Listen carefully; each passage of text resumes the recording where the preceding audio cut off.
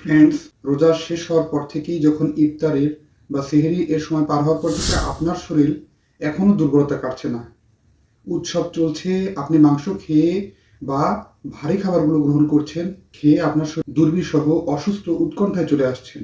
আপনার এই উৎকর্ষতা, আপনার অসুস্থতা কাটাতে আপনি কি করবেন?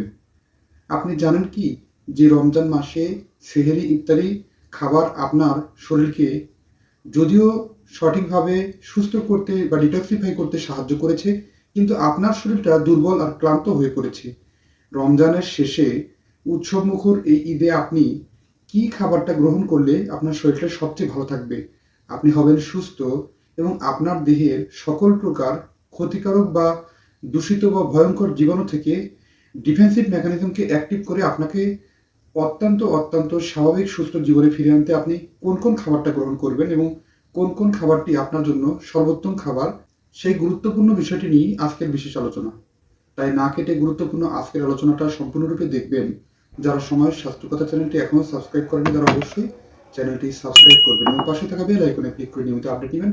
চলুন গুরুত্বপূর্ণ আলোচনাতে চলে যাওয়া যাক। রমজানের রোজা রাখার শেষে যখন কেউ পরবর্তী ধাপের জীবন শুরু করতে যায় বা ঈদের পরবর্তী জীবনের সময় কিন্তু অনেকেই খাবার দাবারে সাধারণভাবেই অনেকেই মাংস, ঝাল, গরম খাবার, খিচুড়ি, দুধ, অনেক ভারী খাবার গ্রহণ করে। কিন্তু এরকমটি গ্রহণ করলে গ্যাস্ট্রিক কিংবা অ্যাসিডিটির মাত্রা অনেক বেড়ে যায়, হসপিটালে সেবানি প্রয়োজন পর্যন্ত হতে পারে। আপনি জানেন কি এই ধরনের ভারী খাবার আপনার জন্য ক্ষতির কারণ? এ ধরনের খাবারগুলো আপনার ইন্টেস্টাইনে সাধারণভাবেই স্টোমাক থেকে হজম প্রক্রিয়া হতে ব্যাহত হয়। কেননা আপনি রমজান মাসের যে খাবারটা গ্রহণ করেছেন সেটি ছিল নরম এবং স্বাভাবিক খাবার। আর যখন রোজা রাখার শেষে আপনার ইন্টেস্টাইন অনেক বেশি পরিমাণ শুকিয়ে থাকে, দুর্বল থাকে, এই অবস্থায় আপনি যখন ভারী খাবার, মাংস, দুধ, গরম খাবার, খিচুড়ি এরকম বেশি গ্রহণ করেন, তখন আপনার শরীর সঠিকভাবে নিতে পারে না। আপনার ইন্টেস্টাইন সঠিকভাবে ডাইজেশন সম্পন্ন করতে পারে না, ব্যাহত হয়। অভ্যাসের পরিবর্তন, ডিহাইড্রেশন সমস্যা, এরকম বিভিন্ন প্রকার কারণে এরকম সমস্যার সূত্রপাত হয়। এই অভ্যাসটি বদলে ফেলুন। আপনি বেশি তরল খাবার, যেমন হতে পারে জুস, শরবত, এরকম বাসায় তৈরি করা বিভিন্ন প্রকার খাবার, এছাড়াও কম ডুবো তেলে ভাজা খাবার এবং অতিরিক্ত পরিমাণে শাকসবজি, ফলমূল গ্রহণ করার মাধ্যমে কিন্তু সুস্থ থাকতে পারেন। এছাড়াও আপনি আপনার খাবারের মাত্রাকে কমিয়ে অল্প করে খাবার বারবার গ্রহণ করা অভ্যাস তৈরি করুন। পর্যাপ্ত পানি পান করুন। খাবারে প্রোটিন পর্যাপ্ত পরিমাণ যোগ করুন এবং প্রোটিনকে যোগ করতে আপনি ডিম কিংবা কচি মুরগির মাংস বা কবুতরের বাচ্চা এই সমস্ত খাবারগুলো গ্রহণ করতে পারেন। এর পাশাপাশি আপনি সঠিক পরিমাণ ক্যালসিয়াম সমৃদ্ধ খাবার গ্রহণ করুন।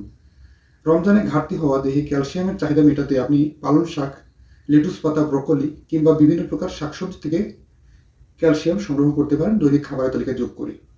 এছাড়াও আপনি সাদা তেল দিয়ে রুটি বা বিভিন্ন প্রকার খাবার তৈরি করে গ্রহণ করতে পারেন উচ্চমুখর এই দিনে। এর পাশাপাশি আপনি সঠিকভাবে খাবারে ফাইবার যোগ করুন, যাতে আপনার কনস্টিপেশন সমস্যা না আসে এবং শরীর থাকে সুস্থ। এছাড়াও রমজানের শেষে বা রমজান পার হওয়ার পরেই আপনার দেহে ডিহাইড্রেশন সমস্যা বেড়ে যেতে পারে। পর্যাপ্ত পরিমাণ পানি পান করুন। অতিরিক্ত মাংস বা শুকনো খাবার খাওয়া থেকে বিরত থাকুন, যাতে আপনার দেহে ডিহাইড্রেশন সমস্যা কাটে ইন্টেস্টাইন সফলভাবে তার কার্যক্রম সম্পন্ন করতে পারে এবং আপনার দেহের প্রস্রাবের সমস্যাকে কমিয়ে ফেলতে আপনি বেশি পানি পান করুন। এছাড়াও শরবত এবং দেহের ডিহাইড্রেশন কাটাতে আপনি তরল ও নরম খাবার বেশি গ্রহণ করতে পারেন, যেটি আপনার শরীরের ইন্টেস্টাইনকে সঠিকভাবে ডাইজেশন করতে এবং অ্যাবজর্পশন করতে সাহায্য করে। বন্ধুরা, বুঝলেন তো আজকের এই বিশেষ সঠিক আয়োজনটি? এটি আপনি যদি সুন্দরভাবে ফলো করেন, তাহলে রমজানের পরবর্তীতেও কিন্তু আপনি থাকতে পারেন সুস্থ। সামান্য এই অল্প কয়েকটি ম্যাজিক, এই গুণসম্মত বিশেষ নিয়মকানুনগুলোই আপনার জীবন বদলে দেয়। আপনাকে হসপিটালের মতো ভয়ঙ্কর সেবার হাত থেকে রক্ষা পেয়ে দিব্যি বাসায় ঘরোয়া উপায়ে অতি দ্রুত ভালো থাকতে পারেন সামান্য কিছু নিয়মকানুনের মধ্যেই। আর আস্তে আপনি আপনার স্বাভাবিক জীবনে পূর্ববর্তী দিনের ন্যায় স্বাভাবিক খাবারগুলো গ্রহণ করতে পারবেন। তবে সেজন্য আপনাকে 15 থেকে 20 দিন ধীরে অভ্যাস করে আস্তে শরীরকে স্বাভাবিক এবং পূর্ববর্তী সময় নিয়মে ফিরে যেতে সহযোগিতা করে আপনাকে সুস্থ সুন্দর জীবনের অধিকারী হতে সাহায্য করে। ধন্যবাদ। আজকের অনুষ্ঠানটি এই পর্যন্তই। আজকের অনুষ্ঠানের এই বিশেষ চ্যালেঞ্জগুলো আপনি গ্রহণ করছেন তো অবশ্যই কমেন্ট করে জানাবেন।